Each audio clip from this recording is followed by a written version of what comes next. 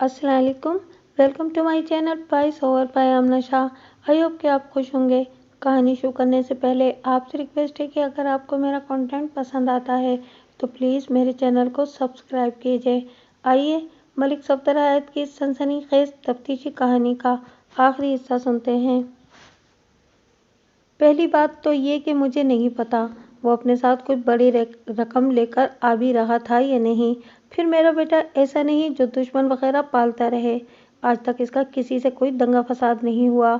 इसका ऐसा कौन दुश्मन हो सकता है जो इतनी बेदर्दी से इसे मौत के घाट उतार दे?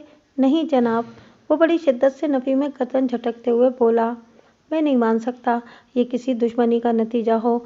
मैंने तो ज़िंदगी में इससे किसी से तू मैं करते हुए भी नहीं देखा। मैंने गुलाम हुसैन की ज़हनी और क़ल्बी कैफियत को जहन में रखते हुए कहा। मैं ये नहीं कहता कि तुम गलत बयानी कर रहे हो।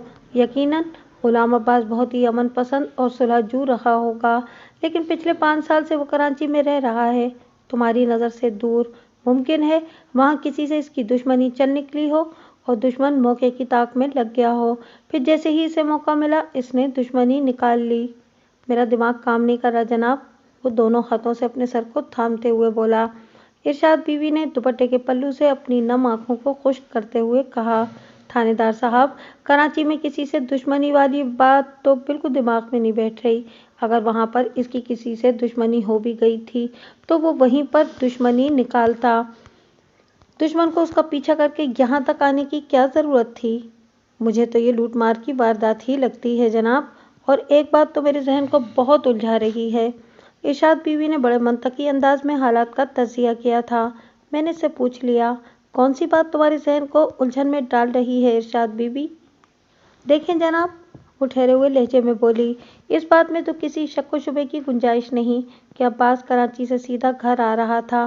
ट्रेन के ज़रिए सिर्फ हम साहिवाल तक आ सकते हैं।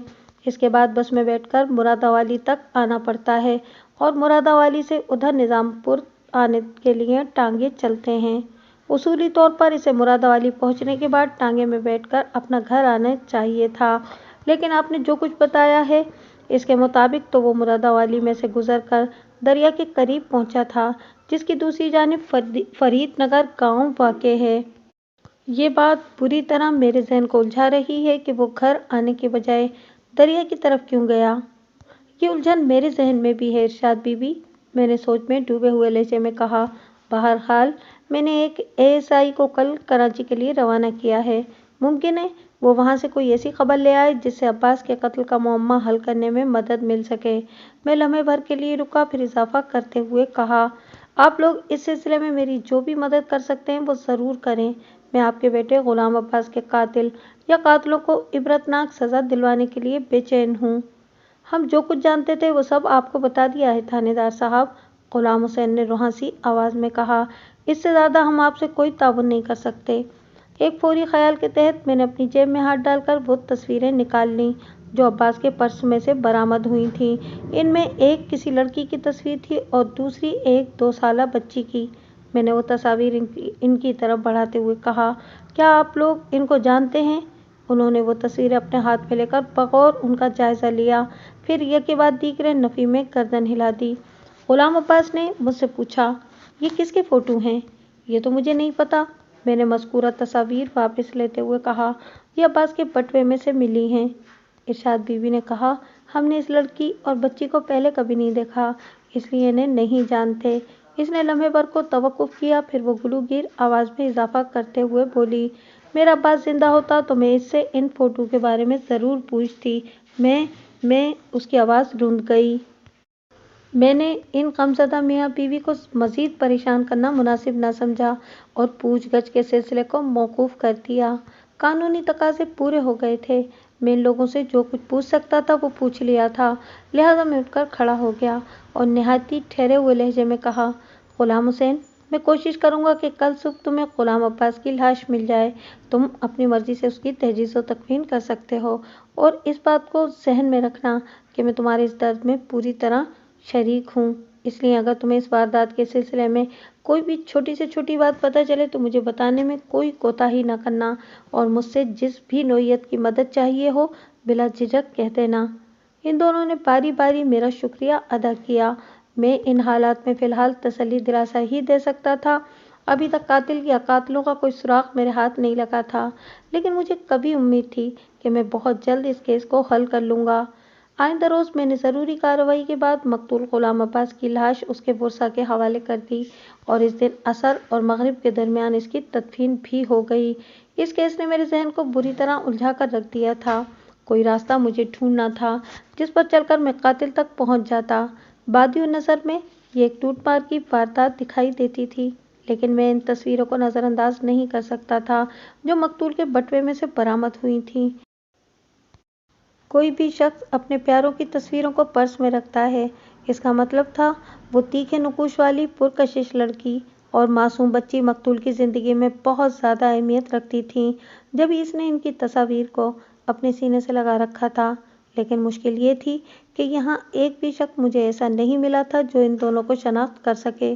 اب یہی سوچا جا سکتا تھا کہ اس لڑکی اور بچی کا تعلق کراچی سے ہوگا۔ میں بڑی بے چینی سے گل فراز کی واپسی کا انتظار کرنے لگا۔ 13 اور 14 دسمبر کی تاریخیں بھی کسی کامیابی کے بغیر ہی گزر گئیں۔ غلام عباس کو 8 دسمبر کی رات 8 اور 9 بجے کے درمیان قتل کیا گیا تھا۔ اس حساب سے اس افسوسناک واقعے کو لگ بھگ ایک ہفتہ ہونے کو آیا تھا، لیکن ابھی تک کوئی ایسا مضبوط سراغ میرے ہاتھ نہیں لگا جو اس کیس کو حل کرنے میں رہنمائی کا کردار ادا کرتا۔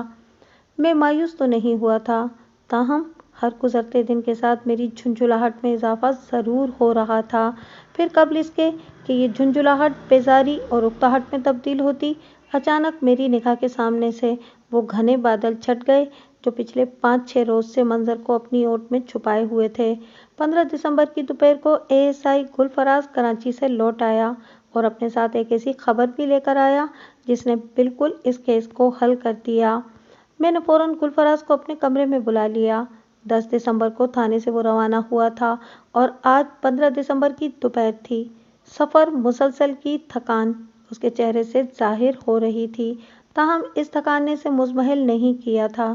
اس کی آنکھوں میں کوئی بڑا معرکہ سر کر لینے کی مخصوص چمک دکھائی دیتی تھی۔ رسمی الیک سلیک کے بعد اس نے پرجوش لہجے میں بتایا، ملک صاحب، کراچی کا دورہ بہت کامیاب رہا ہے۔ اب تھوڑی سی محنت اور بھاگ دوڑ کے بعد ہم بآسانی اس کیس کو حل کر سکتے ہیں۔ ہمیں اپنے کام کا آغاز ساہیوال سے کرنا ہوگا۔ اس کے غیاب میں جو واقعات یہاں پیش آ چکے تھے، ان کے بارے میں نے ASI کو تفصیلاً بتا دیا تھا۔ اس کی زبان سے ساہیوال کا نام سن کر میں چونک اٹھا اور پوچھا، ساہیوال کیوں؟ وہاں کیا رکھا ہے؟ ساہیوال میں آفتاب رہتا ہے جناب، ASI نے انکشاف انگیز لہجے میں بتایا۔ یہ بندہ ہمیں بتا سکتا ہے کہ مقتول کے ساتھ کیا واقعہ پیش آیا تھا۔ اوہ! میں نے ایک گہری سانس خارج کی اور پوچھا، یہ آفتاب کون ہے؟ آفتاب وہ شخص ہے جناب جو کراچی میں مقتول کے ساتھ ٹرین پر سوار ہوا تھا، ASI نے جواب دیا۔ وہ 7 دسمبر کی سہ پہر کراچی ریلوے اسٹیشن سے ٹرین پر سوار ہوئے تھے اور عبدالقدیر نے خود انہیں گاڑی میں بٹھایا تھا۔ قدیر اس وقت تک اسٹیشن پر موجود رہا تھا جب تک ٹرین روانہ نہیں ہو گئی۔ اور یہ عبدالقدیر کون ہے؟ میں نے متذبذب انداز میں دریافت کیا۔ قدیر مقتول کے ساتھ نیو ہیون ہوٹل میں کام کرتا ہے جناب۔ نیو ہیون ہوٹل میں کام کرتا ہے جناب، ASI نے ٹھہرے ہوئے لہجے میں جواب دیا۔ میں قدیر کو بھی اپنے ساتھ لے کر آیا ہوں، لیکن ٹھہریں، میں آپ کو ترتیب سے بتاتا ہوں۔ میں نے اسے ٹوکنا مناسب نہ سمجھا اور پوری توجہ سے اس کی طرف دیکھنے لگا۔ اس نے ایک گہری سانس چھوڑی، پھر بڑے پرجوش انداز میں مجھے کراچی والی کارگزاری کے بارے میں بتانے لگا۔ اس کے مطابق اس نے کراچی پہنچ کر سب سے پہلے محکمہ جاتی ذمہ داریوں کو پورا کیا، پھر صدر میں واقع نیو ہیون ہوٹل کا رخ کیا اور اس ہوٹل میں عبدالقدیر سے اس کی ملاقات ہو گئی۔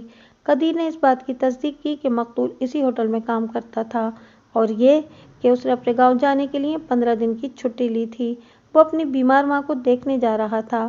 قدیر ہی کی زبانی ASI کو پتہ چلا کہ 7 دسمبر کو آفتاب نامی ایک شخص بھی مقتول کے ساتھ ہی گاڑی پر سوار ہوا تھا، وغیرہ وغیرہ۔ ASI نے مجھے بتایا تھا کہ وہ عبدالقدیر نامی اس بندے کو اپنے ساتھ تھانے لے کر آیا ہے، لہٰذا میں نے یہی مناسب سمجھا کہ براہ راست قدیر سے سوالات کروں تاکہ جلد سے جلد اس کیس کو نمٹایا جا سکے۔ میں نے ASI سے کہا، ٹھیک ہے گل فراز، تم قدیر کو یہاں بلا لو، باقی باتیں میں اس سے خود کر لوں گا۔ اوکے سر، कहते हुए एएसआई उठा और थोड़ी देर के बाद कदीर को लेकर आ गया। मैंने अब्दुल कदीर को बैठने के लिए कहा और बगौर उसका जायजा लेने लगा। वो आम सी शक्लो सूरत का मालिक एक मयानकश शख्स था, रंगत गंदुमी और सेहत गैर तसल्ली बख्श। उसकी उम्र का अंदाज़ा मैंने 35 और 40 के दरमियान लगाया। उसके चेहरे पर घबराहट के आसार नहीं थे। मैंने उसकी आंखों में देखते हुए कहा, कदीर, तू मकतूल गुलाम अब्बास तुम्हारे साथ होटल न्यू हेवन में काम करता था? जी हाँ, वो दुखी लहजे में बोला। इसकी मौत का सुनकर मुझे बहुत सख्त अफसोस हुआ है जनाब।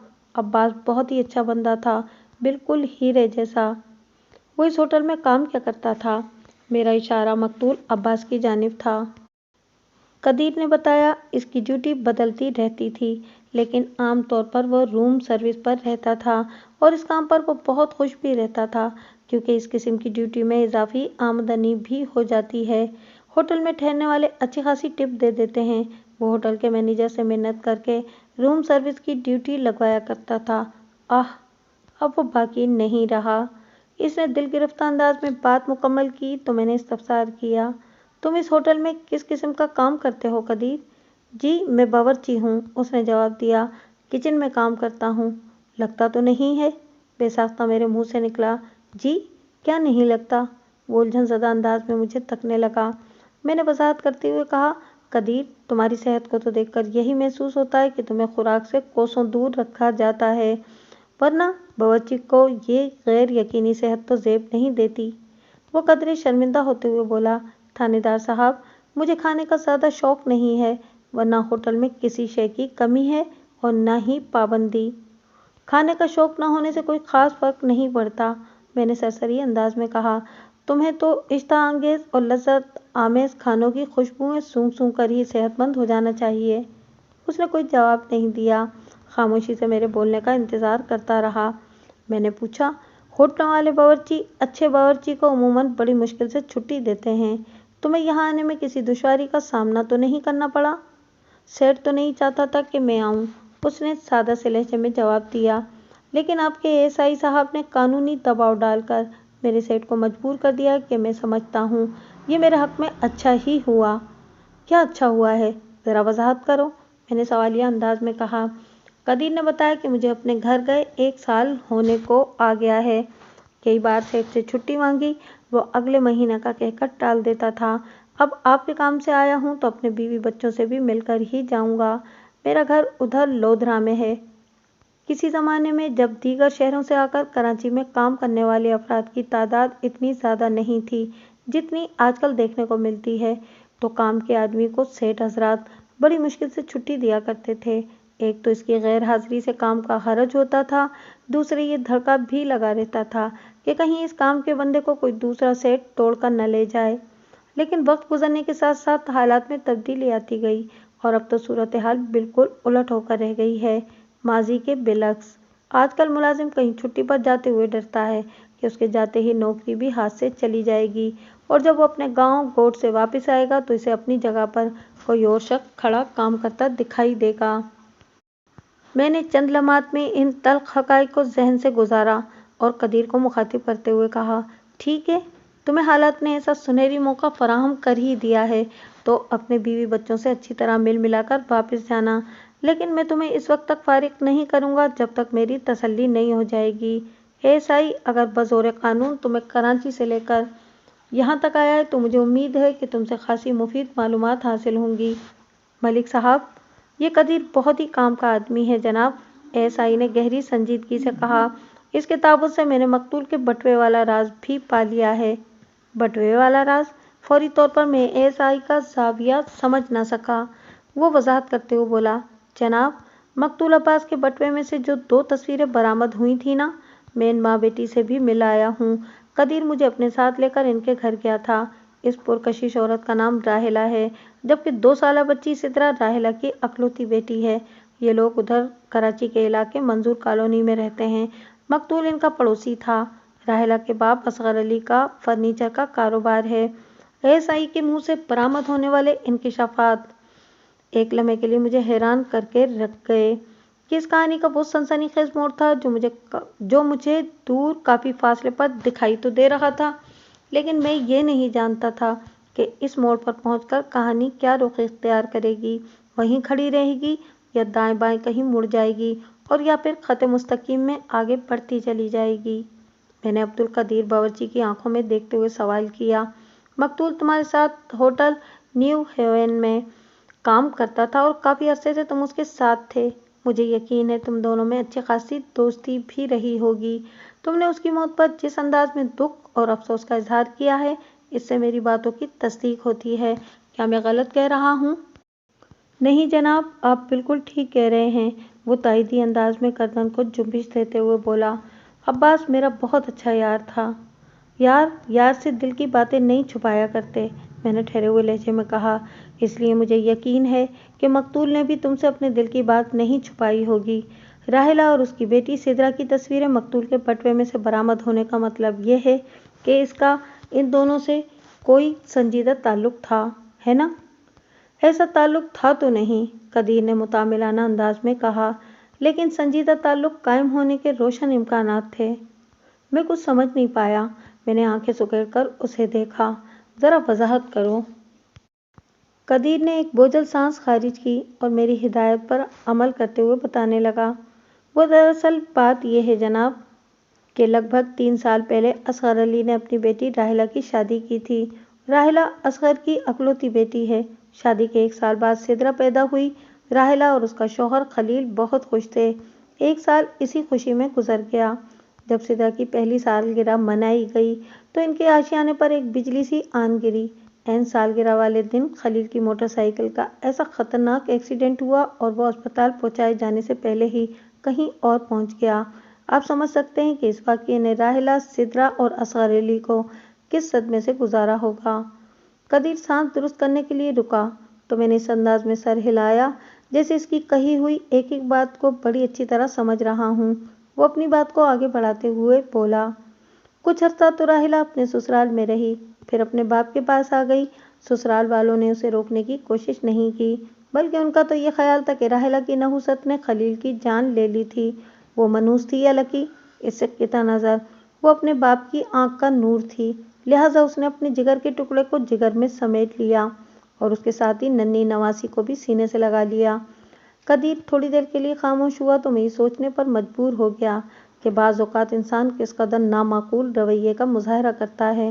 وہ دوسرے کو بدبخت اور منحوس قرار دیتے ہوئے یکسر یہ حقیقت فراموش کر جاتا ہے کہ نصیب لکھنے کا اختیار کسی اور ذات پاک کو ہے۔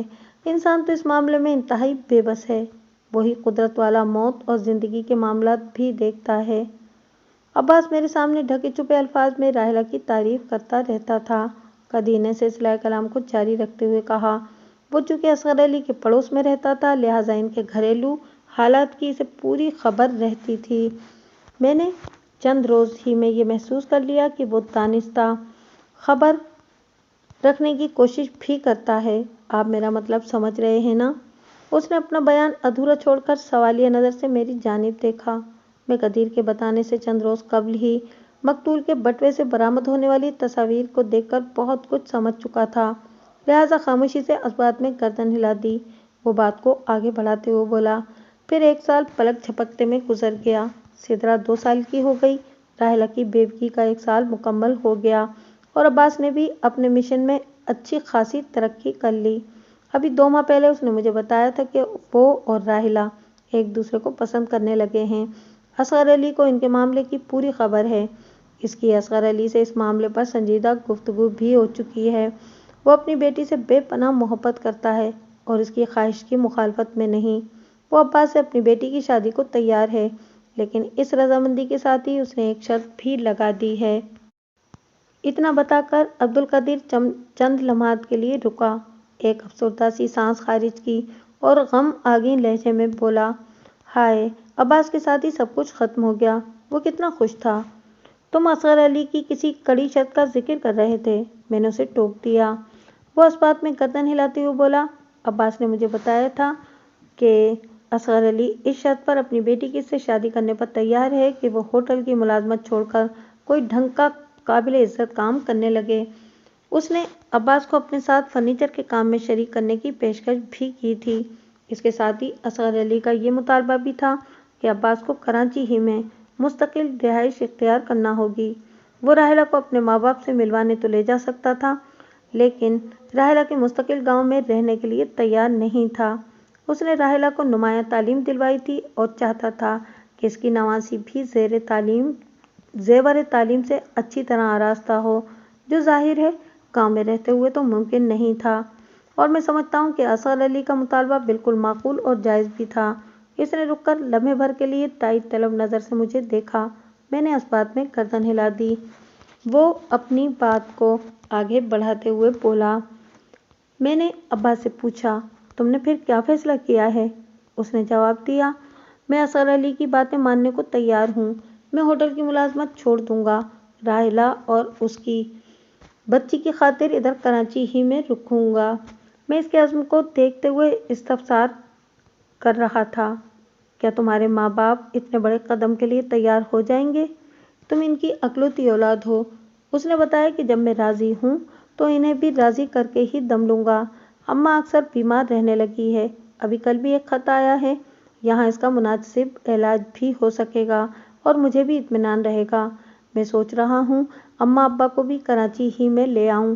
میں نے کہا، سوچ لو، تم بہت بڑی بات کر رہے ہو، وہ لوگ اپنے گاؤں کو چھوڑ کر کراچی آنے پر تیار نہیں ہوں گے۔ اس نے بڑے وثوق سے کہا، میں بھی انہی کا بیٹا ہوں، انہیں کسی نہ کسی طرح منا ہی لوں گا۔ وہ لمحے بھر کو رکا، ایک بوجھل سانس خارج کی اور بات کو مکمل کرتے ہوئے بولا، چند روز پہلے عباس مجھے خاصا پریشان نظر آیا۔ میں نے سبب دریافت کیا تو اس نے بتایا کہ یار قدیر، گاؤں سے خط آیا ہے، اماں کی طبیعت بہت خراب ہے، ابا نے کہا ہے کہ فوراً پہنچوں اور انہیں پیسوں کی بھی ضرورت ہے۔ میں نے پوچھا کہ پھر تم نے کیا سوچا ہے؟ اس نے بتایا کہ وہ پہلی فرصت میں گاؤں جانا چاہتا ہے۔ میں نے کوشش کر کے اسے چھٹی دلوائی اور کراچی سے روانہ کر دیا۔ مجھے کیا پتا تھا میں اسے آخری بار زندہ حالت میں دیکھ رہا ہوں۔ آئندہ جب اس سے ملاقات ہوگی تو وہ منو مٹی کے نیچے گہری نیند سو رہا ہوگا۔ بولتے بولتے اس کی آواز بھیگ گئی اور وہ سر جھکا کر خاموش ہو گیا۔ میں نے چند لمحات تک قدیر کو اسی دل گرفتگی کی کیفیت میں بیٹھا رہنے دیا تاکہ وہ اپنے دوست کا غم منا سکے۔ 1 منٹ کے بعد اس نے نگاہ اٹھا کر میری جانب دیکھا۔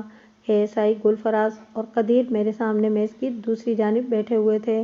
میں نے ASI کو مخاطب کرتے ہوئے پوچھا، گل فراز، کیا اصغر علی اور راحلہ کو عباس کی موت سے آگاہ کر دیا گیا ہے؟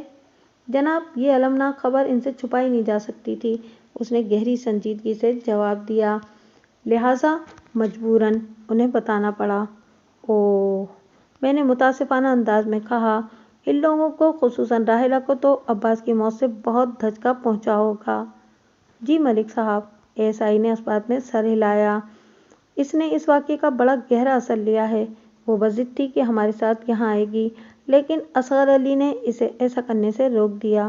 اس نے بیٹی کو سمجھایا کہ وہ صبر کرے، عباس اس کی قسمت ہی میں نہیں تھا۔ جب وہ باقی نہیں رہا تو اس کا تعاقب کرنے سے کیا فائدہ؟ یہ سراسر خود کو دھوکہ دینے والی بات ہوگی اور اس سے اس کی یعنی راحلہ کی تکلیفوں ہی میں اضافہ ہوگا۔ اللہ کا شکر ہے کہ باپ کی بات راحلہ کی سمجھ میں آ گئی۔ اصغر علی ایک حقیقت پسند اور دانش مند انسان ہے، میں نے ٹھہرے ہوئے انداز میں کہا۔ پھر عبدالقدیر سے مخاطب ہوتے ہوئے پوچھا، کیا تم بھی منظور کالونی کراچی ہی میں رہتے ہو؟ نہیں جناب، میں ادھر کورنگی میں رہتا ہوں، اس نے جواب دیا۔ میں نے عباس سے کئی مرتبہ کہا تھا کہ وہ بھی میرے پاس ہی آ جائے، لیکن وہ اس موضوع کو بڑی خوبصورتی سے ٹال جاتا تھا۔ یہ تو مجھے بعد میں پتہ چلا کہ اس کا دل منظور کالونی میں نہیں بلکہ راحلہ میں اٹکا ہوا تھا۔ جب یہ حقیقت مجھے معلوم ہو گئی تو میں نے اس سے منظور کالونی چھوڑ کر کورنگی آنے کے لیے اصرار کرنا چھوڑ دیا۔ تم کورنگی چھوڑ کر منظور کالونی چلے جاتے، میں نے سرسری انداز میں کہا، آخر وہ تمہارا دوست تھا۔ وہ تو ٹھیک ہے جناب، قدیر نے سادہ سے لہجے میں کہا، بس میں نے ایسا نہیں کیا۔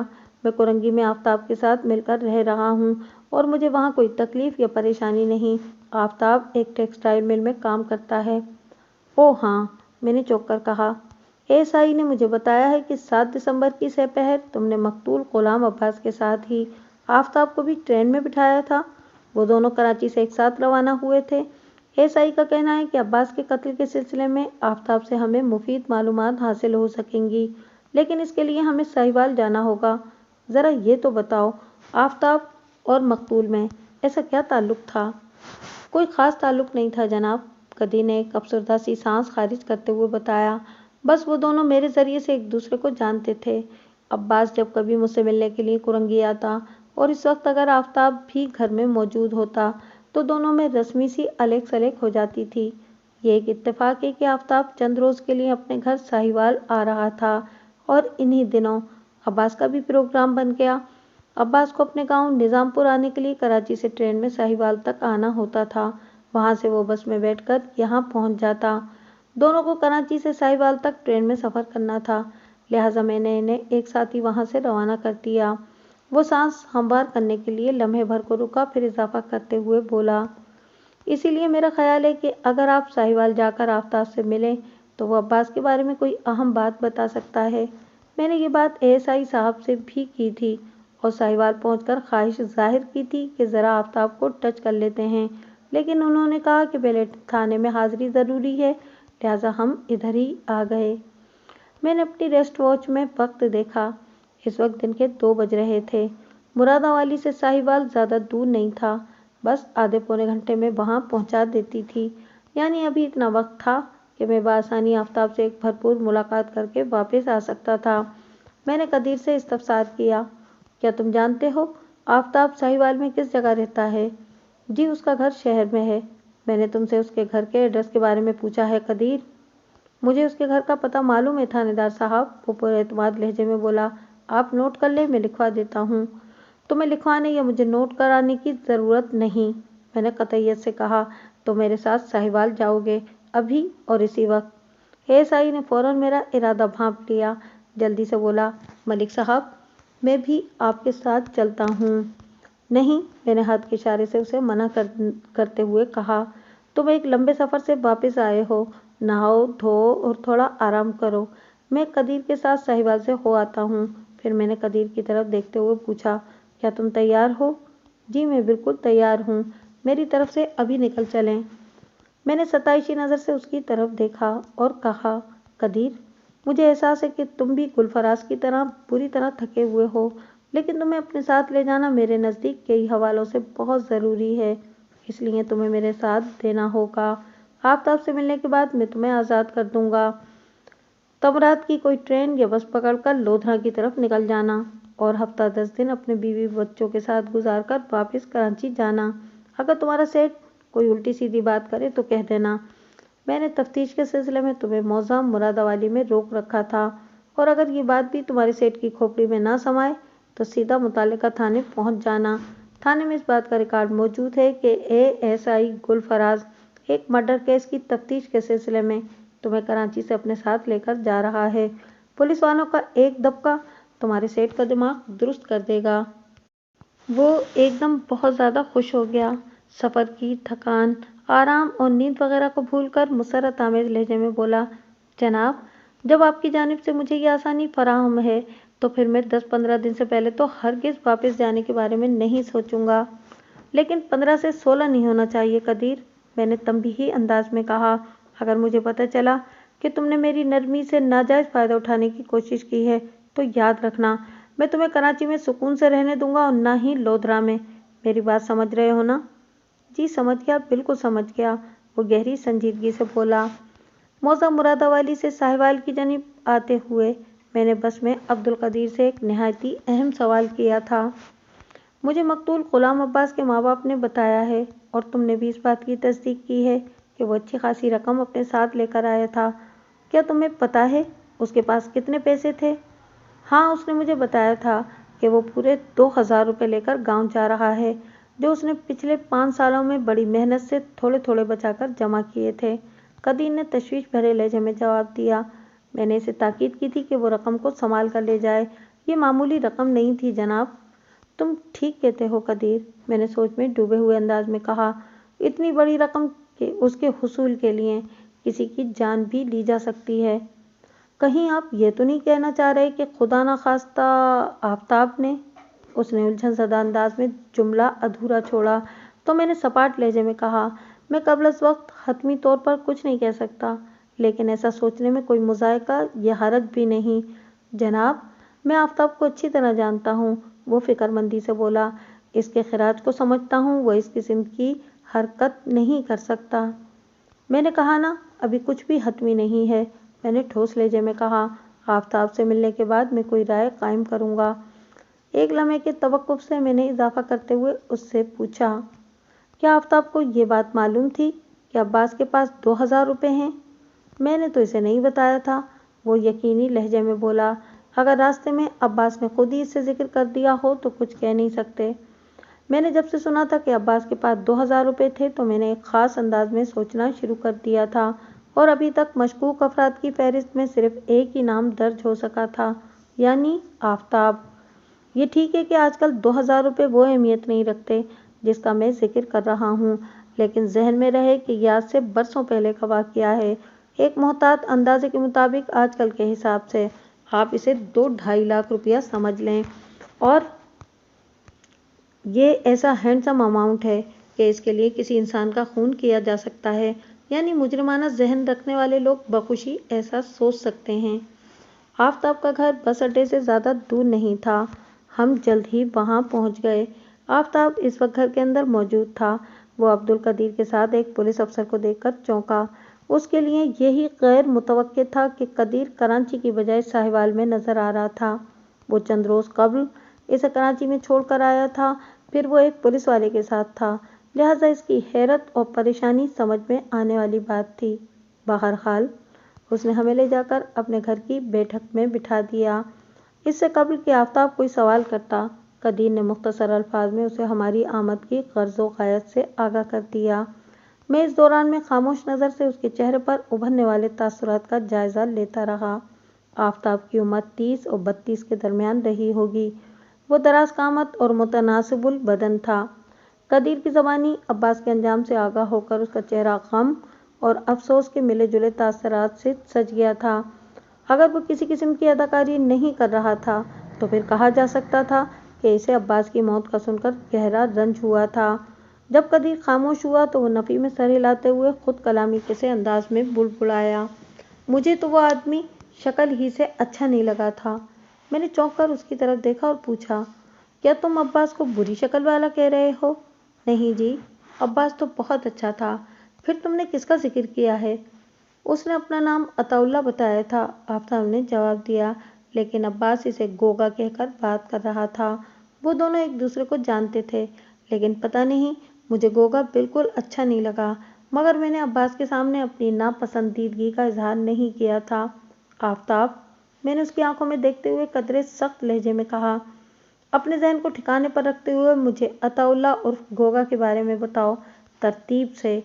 کیا گوگا بھی تم لوگوں کے ساتھ کراچی سے ٹرین میں بیٹھا تھا؟ نہیں جناب، آفتاب نے نفی میں گردن ہلائی اور بتایا، وہ بندہ میاں چنو کے اسٹیشن سے ٹرین پر چڑھا تھا۔ وہ ہمارے ڈبے میں پہنچا تو اس وقت ٹرین پلیٹ فارم پر رکی ہوئی تھی۔ عباس نے اسے دیکھتے ہی پہچان لیا تھا۔ دونوں میں باتیں ہونے لگیں۔ میں ان کی گفتگو میں ہوں ہاں کی حد تک شریک رہا تھا۔ ان کی باہمی بات چیت سے مجھے پتہ چلا کہ وہ کسی ضروری کام سے میاں چنو آیا ہوا تھا اور اب واپس اپنے گھر فرید نگر جا رہا تھا۔ عباس نے اس سے کہا کہ اچھا ہے، ہم ساہیوال سے ایک ساتھ ہی بس میں بیٹھ کر مرادآباد پہنچیں گے، اس کے بعد تم فرید نگر کی طرف چلے جانا اور میں نظام پور چلا جاؤں گا۔ آفتاب تو ساہیوال میں ہی رہ جائے گا، تم مل گئے ہو تو مجھے اکیلے سفر نہیں کرنا پڑے گا۔ تم کوئی محنت سے تیار کی ہوئی کہانی تو نہیں سنا رہے ہو؟ میں نے چیک کرنے کے لیے اس کے چہرے پر نگاہ جماتے ہوئے کہا۔ وہ جلدی سے بولا، مجھے آپ سے جھوٹ بولنے کی کیا ضرورت ہے جناب، جو سچ تھا وہ میں نے بتا دیا، یقین کرنا نہ کرنا آپ کا کام ہے۔ میں اپنے کام کو بڑی اچھی طرح سمجھتا ہوں، میں نے بدستور اس کی آنکھوں میں دیکھتے ہوئے کہا۔ یہ بتاؤ، جب تم تینوں ساہیوال کے ریلوے اسٹیشن پر ٹرین سے اترے تو پھر کیا ہوا تھا؟ بسوں کا اڈہ ریلوے اسٹیشن سے زیادہ دور نہیں، وہ وضاحت کرتے ہوئے بولا، مجھے تو شہر ہی میں آنا تھا، اس لیے میں انہیں بس میں بٹھانے کے لیے ان کے ساتھ بس اڈے چلا گیا تھا۔ میں نے انہیں مرادآباد کی جانب جانے والی بس پر سوار کرایا اور ٹہلتے ہوئے اپنے گھر آ گیا۔ وہ لمحے بھر کے لیے تھما، پھر اپنی بات مکمل کرتے ہوئے اس نے کہا، اس کے بعد کس کے ساتھ کیا ہوا مجھے کچھ خبر نہیں۔ تم تو اس روز خیریت سے اپنے گھر پہنچ گئے تھے، لیکن غلام عباس اس دن کیا کبھی بھی اپنے گھر میں داخل نہیں ہو سکا، میں نے بھرائی ہوئی آواز میں کہا۔ اس کے ساتھ فرید نگر والے دریا کے قریب جو واقعہ پیش آیا اس کی تفصیل عبدالقدیر نے بتا ہی دی ہے۔ مجھے اس کی اندوناک موت کا گہرا دکھ ہے تھانے دار صاحب، وہ رنجیدہ لہجے میں بولا۔ میرا شک تو بار بار گوگا ہی کی طرف جا رہا ہے۔ وہ بندہ شکل ہی سے مجھے چھٹا ہوا بدماش نظر آتا تھا، منحوس چہرے والا کالا کلوٹا۔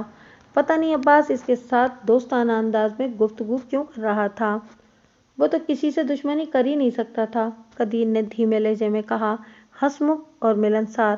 آفتاب نے مجھ سے پوچھا، تھانے دار صاحب، آپ نے کراچی تک تو اپنے بندے دوڑا دیے، کیا فرید نگر کو بھی چیک کیا ہے؟ ہاں چیک کیا تھا، میں نے اس بات میں گردن ہلاتے ہوئے جواب دیا، لیکن اس چیکنگ کا انداز دوسرا تھا۔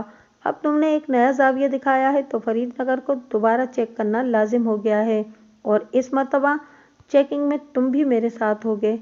میرا کیا کام تھانے دار صاحب؟ تمہارا کام ہے، اور بہت اہم کام ہے، میں نے ایک ایک لفظ پر زور دیتے ہوئے کہا۔ تم نے عطا اللہ عرف گوگے کو دیکھا ہے، تم اس کی شناخت میں تعاون کر سکتے ہو، اور ایک دوسرا پہلو بھی ہے۔ میں نے سانس ہموار کرنے کے لیے توقف کیا اور پھر اضافہ کرتے ہوئے ٹھوس لہجے میں کہا، گوگا سے مل کر مجھے یہ تصدیق کرنا ہے کہ تم نے ان دونوں کو 8 دسمبر کے روز صحیح سلامت بس میں سوار کرایا تھا۔ اگر گوگا نے تمہاری بات کی تصدیق کر دی تو پھر تم بری الذمہ ہو جاؤ گے۔ تم جیسے ہی شک کے دائر سے باہر آؤ گے میں تمہیں آزاد کر دوں گا، پھر میں جانوں اور وہ گوگا۔ ٹھیک ہے، وہ فیصلہ کن لہجے میں بولا، اگر آپ کی تسلی ایسے ہی ہوتی ہے تو میں آپ کے ساتھ فرید نگر جانے کو تیار ہوں۔ میرے لیے کیا حکم ہے تھانے دار صاحب؟ عبدالقدیر نے میری طرف دیکھتے ہوئے پوچھا۔ تمہارا کام ختم ہو گیا، میں نے جواب دیا، تم چاہو تو ابھی لودھرا کے لیے روانہ ہو سکتے ہو، باقی کا کام میں آفتاب کے ساتھ مل کر کروں گا۔ آپ سے ایک چھوٹی سی گزارش ہے جناب، وہ دھیمے لہجے میں بولا۔ ہاں بولو، میں نے گہری سنجیدگی سے پوچھا۔ میں لودھرا کل چلا جاؤں گا، تو پھر؟ میں نے سوالیہ نظر سے اس کی طرف دیکھا۔ میں چاہتا ہوں کہ آپ مجھے بھی اپنے ساتھ فرید نگر لے چلیں، اس نے کہا۔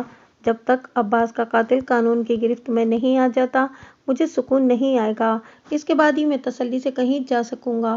وہ لمحے بھر کو رکا اور پھر اضافہ کرتے ہوئے کہا، آپ کو اگر کوئی اعتراض نہ ہو تو؟ مجھے کوئی اعتراض نہیں قدیر، میں نے بے دھڑک کہہ دیا۔ اس فوری اجازت کے پیچھے میری ایک مخصوص سوچ تھی۔ عطا اللہ عرف گوگا آفتاب سے مل چکا تھا، لہٰذا آفتاب کو سامنے لانا مناسب نہیں تھا۔ وہ گوگا کی گرفتاری کے بعد شناخت کے لیے کام میں لایا جا سکتا تھا، البتہ میں قدیر کے ذریعے گوگا کو بآسانی ٹریپ کر سکتا تھا۔ وہ گوگا کے لیے بالکل اجنبی ہوتا، لہٰذا گوگا بڑی آسانی سے میرے پھیلائے ہوئے جال میں قدم رکھ دیتا۔ گوگا کو قابو کرنے کا یہ آسان نسخہ ہوتا۔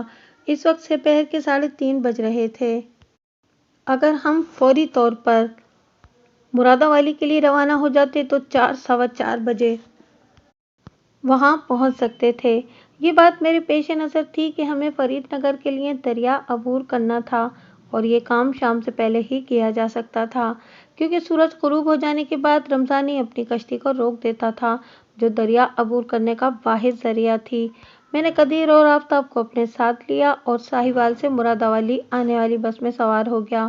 میرا دل کہہ رہا تھا کہ آج کی تاریخ میں گوگا میری گرفت میں ہوگا اور یہ کیس بھی حل ہو جائے گا۔ تفتیش کی گاڑی ایک ایسی متحرک ہے جو شک کے پیٹرول سے چلتی ہے۔ جب تک کسی معاملے میں کسی پر شک نہ ہو آگے بڑھنا ممکن نہیں ہوتا۔ عباس مرڈر کیس اس وقت تک جمود کا شکار رہا جب تک کوئی مشکوک شخص ہمارے سامنے نہیں آیا تھا، اور گوگا کا نام منظر پر ابھرتے ہی کارروائی میں اچانک بہت زیادہ تیزی آ گئی تھی۔ میں ASI گل فراز اور عبدالقدیر کے ہمراہ دن ڈھلنے سے پہلے دریا عبور کر کے فرید نگر کی حدود میں داخل ہو چکا تھا۔ آفتاب کی زبانی پتہ چلا تھا کہ گوگا فرید نگر کا رہنے والا ہے۔ میرے تھانے میں بھی ایک کانسٹیبل فرید نگر سے تھا۔ میں نے آگے قدم بڑھانے سے قبل اس کانسٹیبل سے گوگا کے بارے میں تصدیق کر لی تھی۔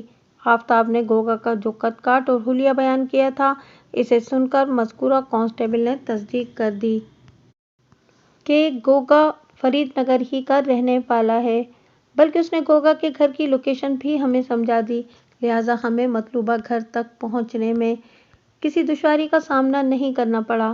میں اور ASI گل فراز سادہ لباس میں تھے تاکہ ہمیں پولیس کی وردی میں دیکھ کر فرید نگر میں کوئی ہلچل نہ ہو، اور ایسا ہی ہوا بھی تھا۔ ہم تینوں کسی کی نظر میں تشویش پیدا کیے بغیر گوگا کے دروازے پر پہنچ گئے تھے۔ یہ مجھے معلوم ہو چکا تھا کہ گوگا اس گھر میں اپنی بوڑھی ماں جنت بی بی کے ساتھ رہتا تھا۔ میں اور ASI تھوڑے فاصلے پر رک گئے اور قدیر سے کہا کہ وہ دروازے پر دستک دے۔ میں نے بڑی وضاحت کے ساتھ قدیر کو سمجھا دیا تھا کہ اسے کیا کرنا ہے۔ قدیر کی دستک کے جواب میں دروازہ کھلا اور ایک سیاہ بھجنگ چہرہ کھلے ہوئے دروازے میں نمودار ہوا۔ تاریکی کے باوجود بھی میں نے شخص کے حلیے اور قد و قال سے پہچان لیا کہ وہ گوگا ہی تھا۔ میرے رگوں پہ میں ایک سنسنی سی دوڑ گئی۔ گوگا نے اپنے سامنے ایک اجنبی کو کھڑے پایا تو اس کے چہرے پر سینکڑوں سوالیہ لکیریں کھنچ گئیں۔ قدیر نے میری ہدایت کے مطابق اس سے کہا، تم گوگا ہی ہو نا؟ ہاں، مگر تم کون ہو اور میرے بارے میں کیوں پوچھ رہے ہو؟ گوگا نے بات ختم کرنے سے پہلے نگاہ اٹھا کر ہماری جانب دیکھا اور قدیر سے کہا، میں تو تمہیں نہیں جانتا۔ میں اور ASI ایسے زاویے سے کھڑے تھے کہ تاریکی کے باعث گوگا ہمارے چہرے پوری طرح نہیں دیکھ سکتا تھا۔ قدیر نے اس سے کہا، میں بھی تمہیں نہیں جانتا لیکن وہ دونوں تمہیں بہت اچھی طرح جانتے ہیں۔ وہ میاں چنو سے تمہیں ملنے آئے ہیں، کمال الدین اور افتخار احمد۔ میاں چنو؟ وہ ایسے اچھلا جیسے اپنے سامنے کسی خوفناک بلا کو دیکھ لیا ہو۔ اس استفسار کے ساتھ ہی گوگا نے جلدی سے دروازہ بند کرنے کی کوشش کی۔ قدیر کو اس کی جانب سے ایسی حرکت کی بھرپور توقع تھی، لہٰذا پلک جھپکتے میں اس نے گوگا کی کوشش کو ناکام بنا دیا۔ اس نے مکینیکی انداز میں گوگا کو ایک دھکا دیا تو وہ توازن قائم نہ رکھ سکا۔ اگلے ہی لمحے وہ دھڑام کی آواز کے ساتھ گھر کے صحن میں جا گرا۔ قدیر کا کردار بس اتنا سا تھا۔ اس کے بعد میں بجلی کی سی سرعت سے متحرک ہوا اور ایک جست بھر کر گوگا کے گھر میں داخل ہو گیا۔ پھر اس سے قبل کہ گوگا خود کو سنبھال کر اٹھتا، میں اس کے سر پر پہنچا اور اس کے دونوں بازوؤں کو موڑ کر پشت پر کر دیا۔ میری تقلید میں گل فراز بھی چھلانگ لگا کر گھر میں گھس آیا تھا۔ اس نے گوگا کو میری گرفت میں بے بس دیکھا تو فوراً ہتھکڑی برآمد کر لی۔ میں گوگا کے ہاتھوں کو اس کی پشت پر جکڑے کھڑا تھا، لہٰذا ASI نے الٹی ہتھکڑی لگا دی۔ میں نے گوگا کے سامنے جاتے ہوئے کڑے لہجے میں استفسار کیا، بتاؤ، تم نے کراچی سے آنے والے عباس کے ساتھ کیا کیا تھا؟ عباس؟ کون عباس؟ وہ مجھے دھوکہ دینے کی کوشش کرنے لگا۔ میں نے اس کے گالوں پر 2-4 کرارے تھپڑ رسید کیے اور فنکار سے مشابہ لہجے میں کہا، میں اس عباس کی بات کر رہا ہوں جو موضع نظام پور کا رہنے والا تھا اور 8 دسمبر کو تم اس کے ساتھ ساہیوال کے اڈے سے بس میں سوار ہو کر مرادآباد پہنچے تھے۔ کچھ یاد آیا یا کوئی دوسرا فارمولہ آزماؤں؟ اٹھا پٹک کی آوازیں سن کر گوگا کی ماں جنت بی بی ایک کمرے سے برآمد ہوئی اور مجھ سے مخاطب ہو کر پوچھنے لگی، آپ کون لوگ ہیں اور میرے بیٹے کو مار کیوں رہے ہیں؟ میں نے اپنا تعارف کراتے ہوئے کہا، میں اس علاقے کا تھانہ انچارج ملک صفدر حیات ہوں اور غلام عباس نامی ایک بندے کی قتل کی تفتیش کر رہا ہوں۔ میرے اس تعارف سے گوگا کے چہرے کے تاثرات میں کوئی نمایاں تبدیلی دیکھنے کو نہ ملی اور اس کی وجہ یہ تھی کہ وہ مجھے پہلے ہی پہچان چکا تھا۔ میں جب اس کے سامنے آیا تھا تو مجھے اس کی آنکھوں میں شناسائی کی جھلک نظر آئی تھی۔ وہ مجھے تھانے دار کی حیثیت سے اچھی طرح جانتا تھا۔ جنت بی بی نے لرزتی ہوئی آواز میں کہا، تھانے دار صاحب، میرے بیٹے کا کسی عباس کے قتل سے کیا تعلق ہے؟ تم خاموش بیٹھ کر دیکھتی رہو، میں نے قدرے سخت لہجے میں کہا، سارا تعلق تمہارے بیٹے کا ہے۔ میں تم سے کچھ بھی چھپا کر نہیں رکھوں گا۔ پھر میں نے گوگا کی طرف دیکھتے ہوئے کہا، تم اس روز میاں چنو سے ٹرین پر سوار ہوئے تھے۔ مقتول غلام عباس آفتاب نامی ایک بندے کے ساتھ کراچی سے آ رہا تھا۔ تم اور عباس پہلے سے ایک دوسرے کو اچھی طرح جانتے تھے، لہٰذا تم میں بے تکلفی سے گفتگو ہونے لگی۔ آفتاب کو ساہیوال تک ہی جانا تھا، لہٰذا وہ تم دونوں کو بس میں سوار کرا کر اپنے گھر چلا گیا تھا۔ اور جناب، آپ میری بات کا یقین کیوں نہیں کرتے؟ وہ قطع کلامی کرتے ہوئے بولا، میں کسی آفتاب اور عباس کو نہیں جانتا، اور یہ کہ میں تو کافی عرصے سے میاں چنو گیا ہی نہیں۔ آپ مجھ سے پہلے اس نے میری بات پوری نہیں ہونے دی تھی، اب کی بار میں نے اس پر لات گھونسے بڑھاتے ہوئے اسے مزید بولنے سے روک دیا۔ اس کی مناسبی خاطر تواضع کرنے کے بعد میں نے اسے مخاطب کرتے ہوئے خونخوار لہجے میں کہا، گوگا، یہ مت سمجھنا کہ میں نے تم پر کچا ہاتھ ڈالا ہے اور یہ کہ تم اپنی کسی مکاری سے مجھے فریب دینے میں کامیاب ہو جاؤ گے۔ جس آفتاب کی شناسائی سے تم انکاری ہو، وہ اس وقت تھانے کے اندر بیٹھا ہے۔ میں آج سپیر میں اسے ساہیوال سے لے کر آیا ہوں اور اب تمہیں بھی تھانے پہنچانے والا ہوں۔ تم آفتاب کو دیکھتے ہی پہچان لو گے اور تمہیں یہ بھی یاد آ جائے گا کہ تم 8 دسمبر کو میاں چنوں سے ٹرین میں سوار ہوئے تھے۔ پھر ساہیوال کے بس اڈے سے آفتاب نے تمہیں اور مقتول عباس کو بس میں بٹھایا تھا۔ میں لمحہ بھر کے لیے سانس لینے کو رکا، پھر سنسناتے ہوئے لہجے میں اضافہ کیا، اور کوشش کر کے تمہیں یہ بھی یاد کرنا ہوگا کہ مقتول عباس کے پاس جو 2000 روپے تھے وہ کہاں غائب ہو گئے۔ جائے وقوع پر اس کا پورا سامان مجھے ملا، میں نے اسے اچھی طرح کھنگالا ہے اور مقتول کی جامع تلاشی بھی میں لے چکا ہوں، لیکن 2000 کی تگڑی رقم میرے ہاتھ نہیں لگی۔ اس رات سے تم ہی پردہ اٹھا سکتے ہو۔ وہ ایک سیاہ روح شخص تھا۔ میں نے حقیقت بیان کرتے ہوئے حالات کی جو بھیانک شکل اسے دکھائی تھی، اس نے اسے بے حد خوفزدہ کر دیا اور اسی خوف کے باعث اس کا چہرہ سیاہ ترین نظر آنے لگا تھا۔ اس نے آخری کوشش کرتے ہوئے لکنت زدہ لہجے میں کہا، جناب، آپ کی کوئی غلط فہمی کی اولاد۔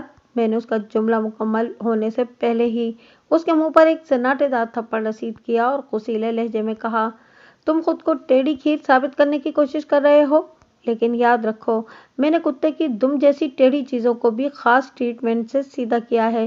تم کس کھیت کی مولی ہو؟ گوگا اس دھمکی پر اندر سے لرز کر رہ گیا، لیکن اوپر سے وہ خود کو مضبوط ظاہر کرنے کی ناکام کوشش کرتا رہا۔ ASI نے مجھ سے مخاطب ہوتے ہوئے کہا، ملک صاحب، اس کو تھانے لے چلتے ہیں، وہاں پر اس کی زبان بولنے کے قابل ہو جائے گی۔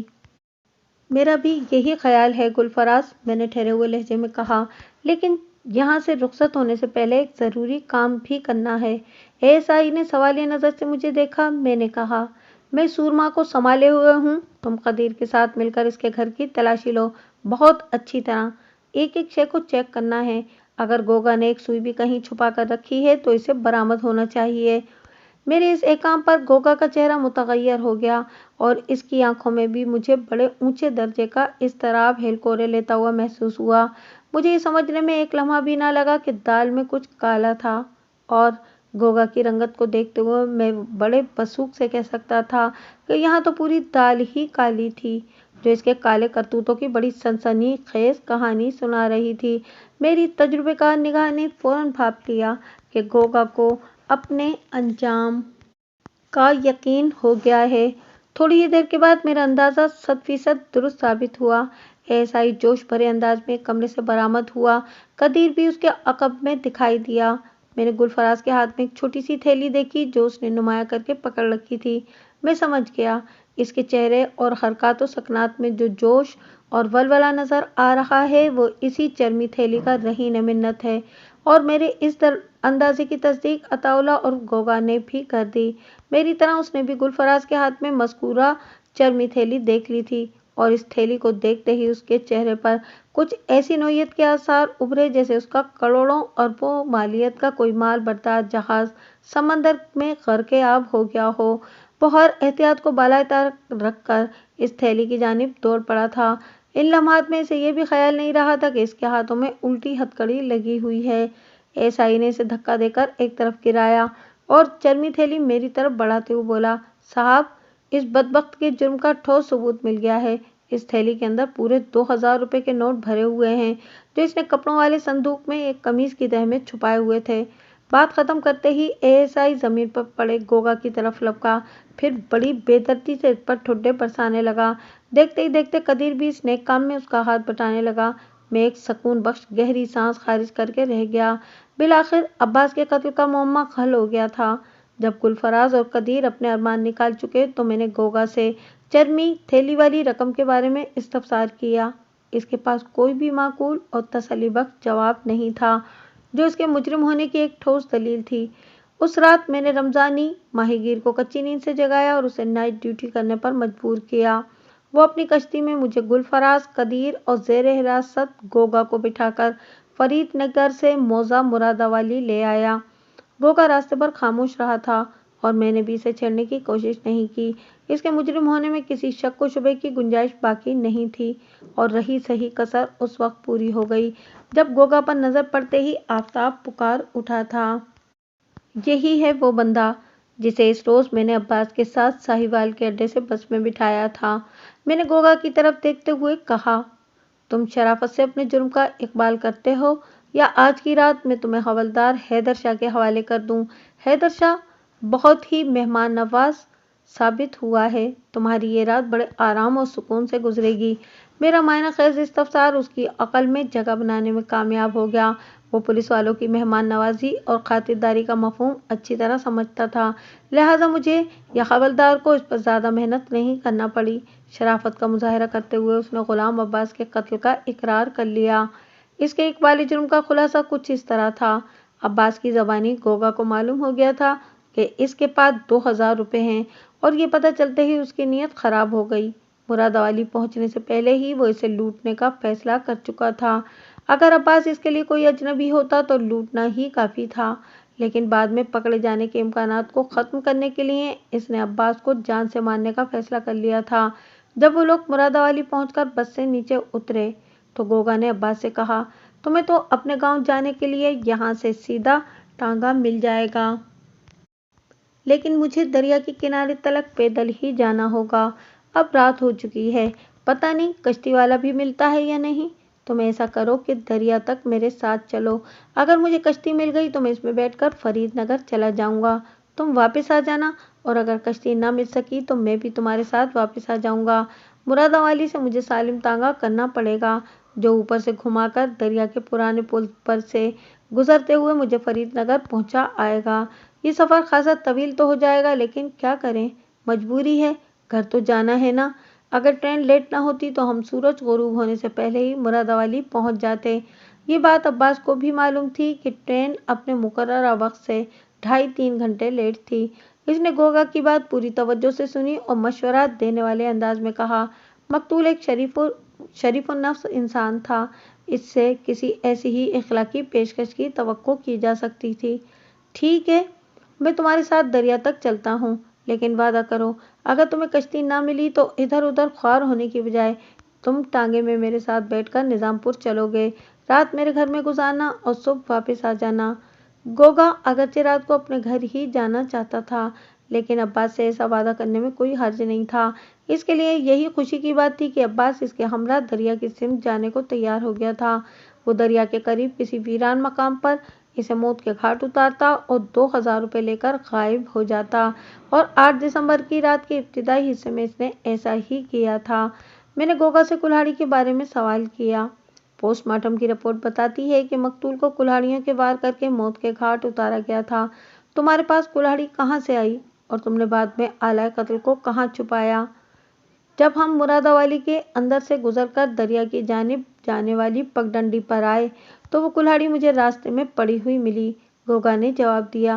پہلے میرا ارادہ عباس کو گلا گھونٹ کر مارنے کا تھا، مگر کلہاڑی مل جانے کے بعد میں نے اپنے پروگرام میں فوراً تبدیلی کر لی، اور اس کے قتل کے بعد ہی میں نے وہ خون آلود کلہاڑی دریا میں پھینک دی تھی۔ پوسٹ مارٹم کی رپورٹ میں ایک ایسا نکتہ بھی درج تھا جو ابھی تک میرے ذہن میں الجھائے ہوئے رکھے ہوئے تھا۔ اس رپورٹ کے مطابق مقتول پر 2 کلہاڑیوں سے وار کیا گیا تھا۔ میں نے اس تناظر میں جب گوگا سے پوچھ گچھ کی تو اس نے سادہ سے لہجے میں بتایا، جناب میرے ساتھ کوئی بھی نہیں تھا، میں نے اکیلے ہی عباس کو موت کے گھاٹ اتارا تھا۔ میں دونوں ہاتھوں سے یکساں کام کرنے کی صلاحیت رکھتا ہوں، اور اس رات بھی میں نے ہاتھ بدل بدل کر عباس پر کلہاڑیاں برسائی تھیں، کبھی اس ہاتھ سے وار کیا اور کبھی دوسرے ہاتھ سے۔ جب مجھے یقین ہو گیا کہ وہ اب زندہ نہیں رہا تو میں نے دونوں ہاتھ روک لیے۔ میں نے خونخوار نظر سے گوگا کو دیکھا اور ایک بوجھل سانس خارج کی۔ پوسٹ مارٹم کی رپورٹ میں درج نکتہ بھی حل ہو گیا۔ کلہاڑی کے مختلف واروں کے زاویے ایک دوسرے سے جدا تھے، لہٰذا یہی انداز قائم کیا گیا تھا کہ عباس کو 2 کلہاڑیوں کی مدد سے قتل کیا گیا تھا، جبکہ کلہاڑی تو ایک ہی تھی لیکن عباس پر وار کرنے والے ہاتھ 2 تھے۔ یہ الگ بات کہ وہ دونوں ہاتھ کسی ایک ہی شخص کے تھے، عطا اللہ عرف گوگا، غلام عباس کا قاتل۔ قانون کے دائرے میں رہتے ہوئے میرے اختیار میں جو کچھ بھی تھا، میں نے گوگا کو سخت ترین سزا دلوا کر جیل کی سلاخوں کے پیچھے پہنچا دیا، اور اس کے گھر کی تلاشی کے دوران میں برآمد ہونے والے 2000 روپے اس کے والدین کے حوالے کر دیے۔ اس رقم پر انہی کا حق بنتا تھا۔ اس زمانے میں 2000 روپے ایک غیر معمولی رقم تھی، لیکن کسی بھی ماں باپ کے لیے یہ رقم اس کی اکلوتی اولاد کا نعم البدل نہیں ہو سکتی تھی۔ مجھ سے جو کچھ ہو سکا میں نے کیا۔ میں نے ان کے نقصان کو تو پورا نہیں کر سکتا تھا، لیکن اس نقصان کے ذمہ دار شخص کو میں نے عبرتناک انجام سے دوچار کر دیا تھا۔ لالچ کو اسی لیے بری بلا کہا گیا ہے کہ یہ انسان کی آنکھوں پر ایسی پٹی باندھ دیتا ہے کہ پھر حصول مقصد کے سوا اسے کچھ دکھائی نہیں دیتا۔ گوگا نے 2000 روپے کے لالچ میں ایک جیتے جاگتے شریف انسان کو موت کے گھاٹ اتار دیا تھا، وہ انسان جو اپنے والدین اور راحلہ کے لیے نخل امید کی حیثیت رکھتا تھا۔ نامراد گوگا نے اس درخت کو جڑ ہی سے کاٹ ڈالا تھا۔